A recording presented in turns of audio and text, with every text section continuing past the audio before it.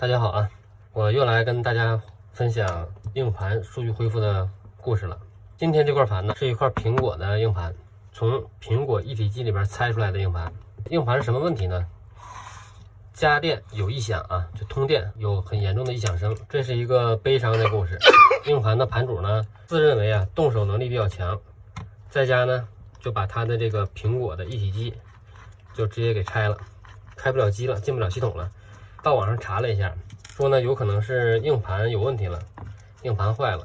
他就搜了一下教程，自己呢在家找工具，现买的工具，把这个苹果的一体机啊就给拆开了。大家有了解的小伙伴可能都知道啊，苹果的一体机呢就从这个大屏幕上往下拆，因为这个手法还不够娴熟，或者说不够专业吧，把这个一体机的屏幕拆碎了。他终于经过这个多次的尝试啊，把硬盘拿出来了。像这种这个杀鸡取卵的这个做法啊，咱们小伙伴们还是要稍微谨慎一点啊，这是不可取的。那么硬盘什么问题呢？据他所描述啊，硬盘里边已经有异响了，就是开机通电，然后就能听见这个哒哒哒的声音。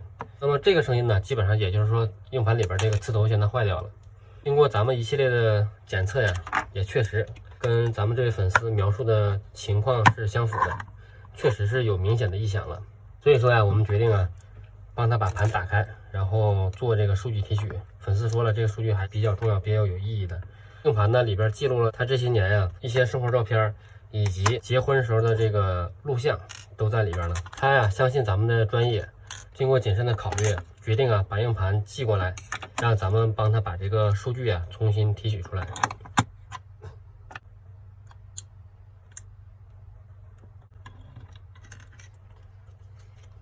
还好啊，磁头上面有这个轻微幅度的变形，但是变形的这个幅度不是很大。垫一块橡皮，上面的两个黑点点就是磁头粒啊，这磁头粒还好啊。盘片暗伤还是挺多的，硬盘的盘片状态也还算可以，就是暗伤比较多，符合这个盘现状的这个特征啊，因为它已经有异响了。我们呢找了一个好的磁头，相互做匹配的啊，咱们把好磁头给它装到里边去，尝试往外做镜像。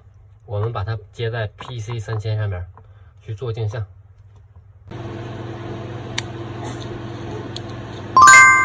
A few moments later， 经过咱们的不懈努力啊，这盘终于挂载完了以后，开始能顺利做镜像了。咱们先开两个头，把数据先做一遍，然后再统一再给它补一遍坏道就结束。本期节目先到这里。